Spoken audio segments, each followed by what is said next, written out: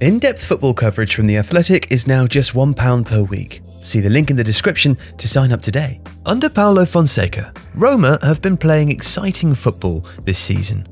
I'd put them with Atalanta and Sassuolo as the league's entertainers, says The Athletic's James Horncastle. And understandably so. With a balanced squad of developing talent and hardened experience, Roma are making strides in both Serie A and in Europe, under a highly capable but still unheralded coach.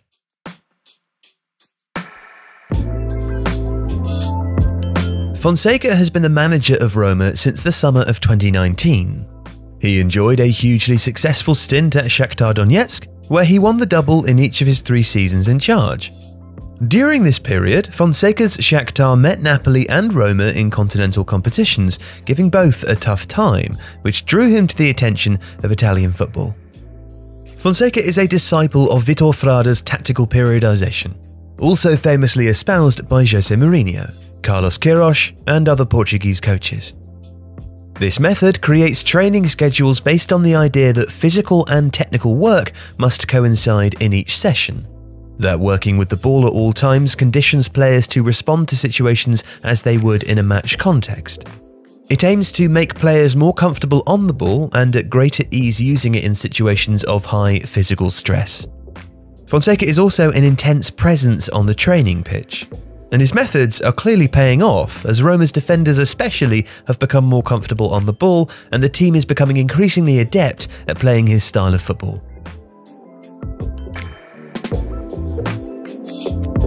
Fonseca started off at Roma with a 4-2-3-1 or a 4-3-3, his favoured system at Shakhtar. A 2-0 Coppa Italia win in January last year saw the debut of a 3 at the back, but it wasn't until July that Fonseca committed to a tactical shift that saw 1 loss to Napoli, but then an unbeaten Serie A run of 8 games, including a 3-1 away win at Juventus.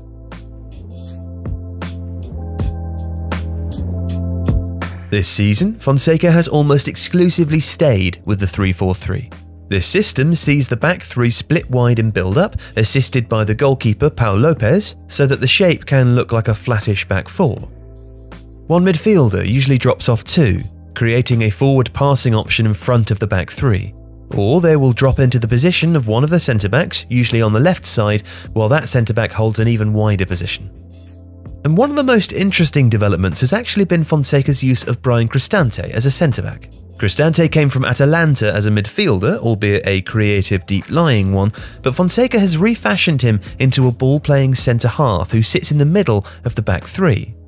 It's a change that has provided the team with enhanced passing options from deep and a central centre-back who can push up into the midfield line to give them greater control over weaker teams. Fonseca has also worked hard to improve the confidence on the ball of Roma's other centre-backs, and now, in Ibanez, Marash Kambula, and the more aggressive Gianluca Mancini, Roma have a fleet of intelligent young defenders comfortable in possession. And this is important because Fonseca favours a build-up of short passes out from the back, with players finding space behind the opponent's defensive lines. Roma don't usually pass long, tending only to favour this approach against very good sides who press high. It's a style of build-up that favours Roma's technical attacking players who are adept at finding space, especially the wide attackers.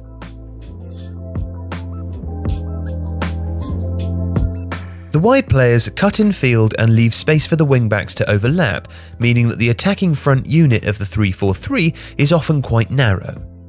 Edin Dzeko is moving towards the end of his career, but remains a useful focal point. He uses his strength and understated passing ability to hold up the ball and then lay it off or play through for runners from deep.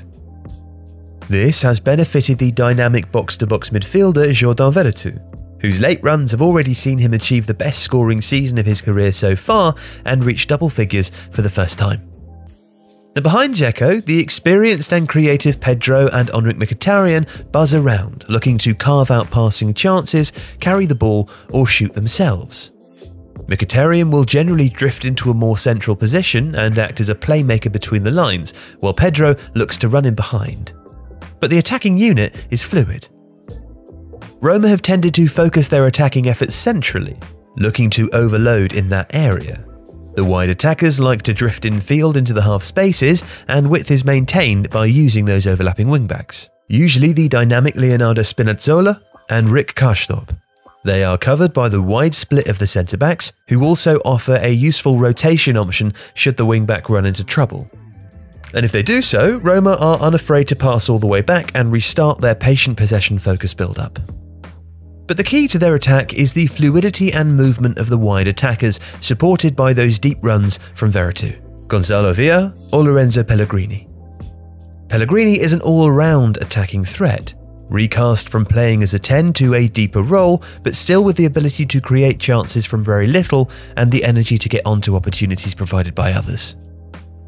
Roma's ability to generate these central overloads and put runners in behind defences or quickly move the play to a wing-back who crosses back in is what makes them so exciting to watch. They have players who can carry the ball effectively through the middle, but who also possess the technical ability to create through quick passes, which profit from their dynamic runners.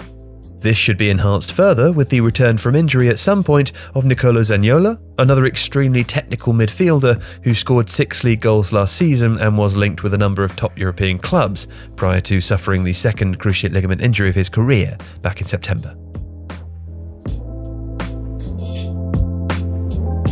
Defensively, Roma press in a situational way.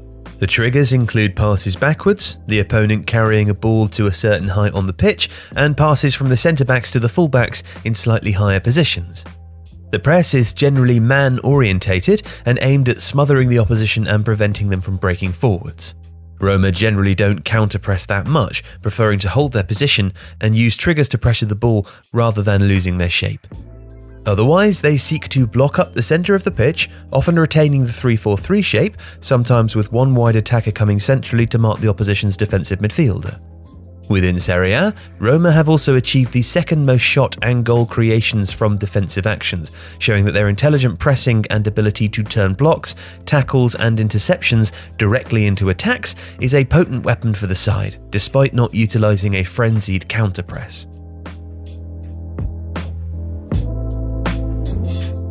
Now, Serie A is likely out of reach for them this season, but under Fonseca and with a squad that is showing real signs of improvement under his coaching methods, Roma are growing towards something. Key attacking players will admittedly have to be replaced at some point, but the foundations of this side are promising, and the future does look bright for a club who are now without a Scudetto for 20 years. Tifo is delighted to be able to offer full access to The Athletic now for just £1 per week. Read in-depth coverage of your favourite teams across 10 different sports, provided by some of the best sports journalists in the world.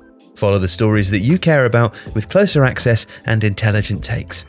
Whether it's sports news, tactics or finances, you'll find it all on The Athletic, alongside a host of brilliant podcasts dedicated to different teams. So, see the link in the description now. Thanks for supporting Tifo and of course watching today's video.